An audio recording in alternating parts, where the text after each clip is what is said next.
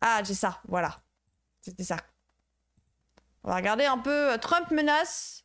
Le guide suprême iranien aussi. C'est un peu les mises à jour de comment ça s'est menacé. Jour de la guerre. Comment ils se sont menacés, etc., etc. Ça sera bientôt plus un bébé le spage, oui. Entre Iran et Israël, le guide suprême Khamenei a un message pour les Américains. La nation iranienne ne se rendra à personne. Les dommages que l'Amérique subira si elle intervient militairement dans ce domaine seront irréparables.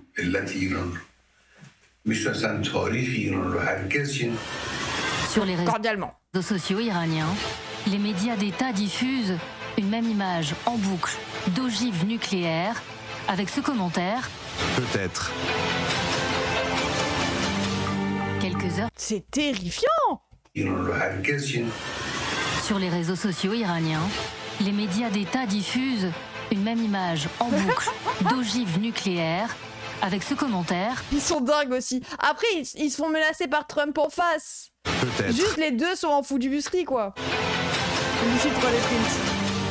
Quelques heures plus tôt, Donald Trump quitte précipitamment le G7.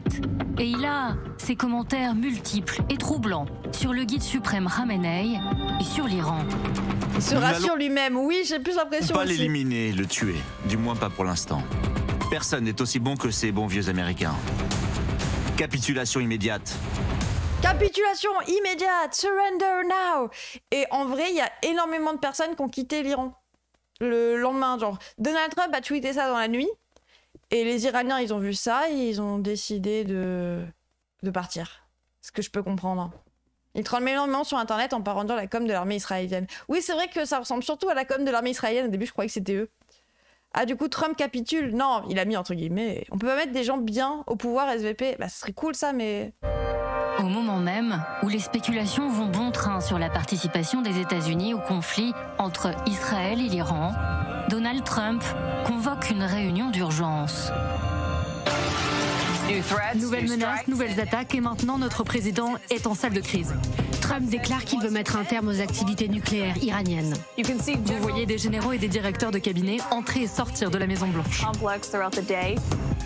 Pendant ce temps-là, entre Israël et l'Iran, la guerre a 6 jours et plusieurs centaines de morts.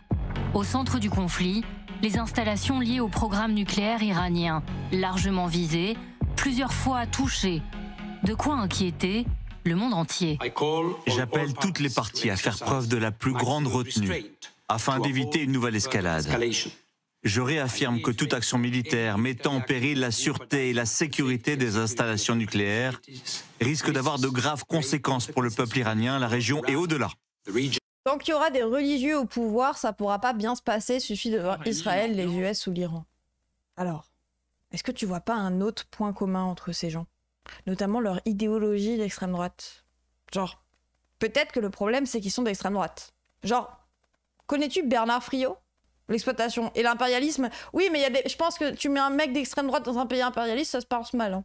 La violence des hommes. Oui, c'est aussi des hommes. Mais moi, ce que je vois, c'est surtout qu'ils sont d'extrême droite. C'est l'idéologie, je crois. Oui, bah la religion, c'est littéralement l'application du fascisme. Bravo. Défini fascisme qui s'appelle le capitalisme. Tu connais Bernard Friot ? Tu sais que Bernard Friot, c'est un communiste qui parle du salaire à vie, qui est catholique. Enfin, oui, bon, pas cool pour Jésus en vrai. Ouais, en plus, Jésus lui-même était de gauche. And beyond. Disons que si tu mets Trump dans un état pas impérialiste, ça change ses capacités d'action. Ah oui, bien évidemment, mais je pense que tu maltraites quand même ta population quand t'es d'extrême droite et que t'es pas impérialiste. Je pense que dans tous les cas, l'extrême droite, ça reste ça, quoi. Après, oui, bien évidemment, il joue aussi d'une position qui, grâce à l'impérialisme, lui permet encore plus de dominer, quoi. Téhéran préfère montrer, image à l'appui, que le régime protège toutes ses installations. Nous sommes dans la zone d'Ispahan et comme vous pouvez le voir sur les images, vers 5 heures ce matin, les courageuses forces de défense aérienne ont intercepté et abattu un drone israélien. Juste un petit message pour dire de penser à t'abonner, de penser à nous rejoindre sur Twitch si jamais, et surtout, si t'as les moyens, et si tu peux soutenir mon travail, directement faire un don sur PayPal. Merci YouTube. Que savaient les États-Unis du programme nucléaire iranien avant le début du conflit. Interrogé sur le sujet, le président américain prend ses distances avec ses services de renseignement. Tulsi Gabbard, à la direction du renseignement, a indiqué en mars que l'Iran était loin d'avoir l'arme nucléaire. Je m'en fous de ce qu'elle dit, ils étaient proches de l'obtenir. Trump a-t-il décidé? Après oui, la religion dans ses formes institutionnelles est 100% critiquable et certains éléments religieux sont problématiques, mais de là à dire religion, fascisme, bon, ça j'arrête de doser. Oui, moi je suis plus anti-institution et anti-force de domination et de pouvoir, mais à ce moment-là, je le suis dans tout en fait. L'idée d'intervenir en Iran, Oui, un état aux côtés théocratique, par contre, oui. d'Israël. Un nom revient. Ah mais je suis d'accord avec vous qu'un état théocratique, les gens, c'est problématique, hein. Mais est-ce que du coup c'est juste un religieux au pouvoir? En fait, si vous considérez qu'un religieux au pouvoir, ça veut dire que ce sera forcément théocratique, vous êtes au courant que Macron, il est sûrement catho.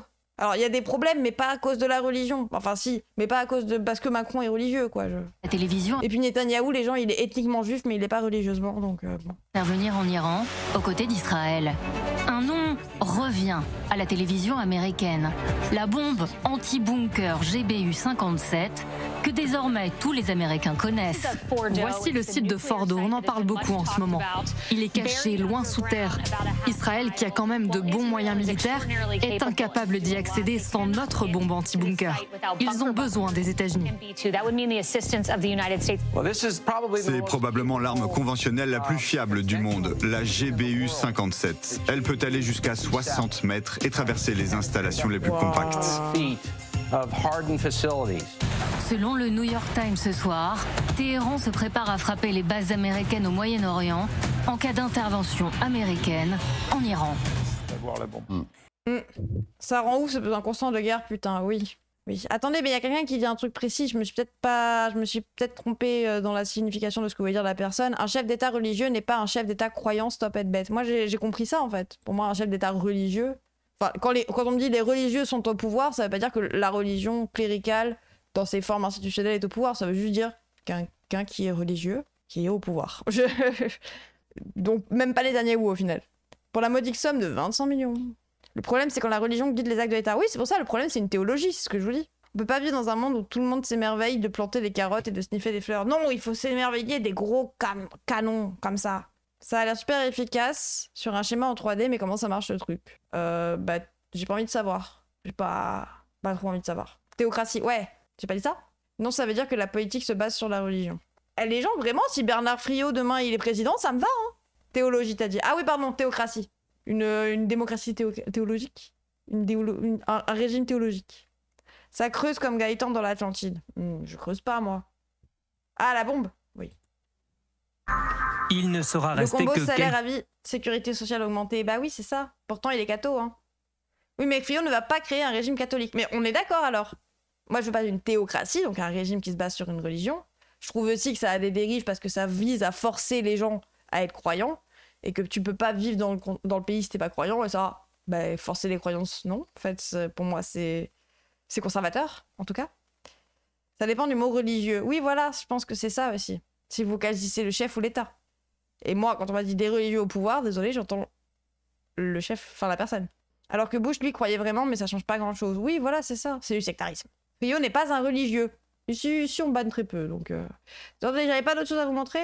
Ah si, j'ai Barnier. Vous prendrez bien un peu de Barnier. Oh, excusez-moi.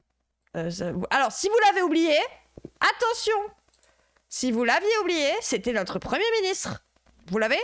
Ce screamer. Hein? C'est qui? C'est notre ancien Premier ministre.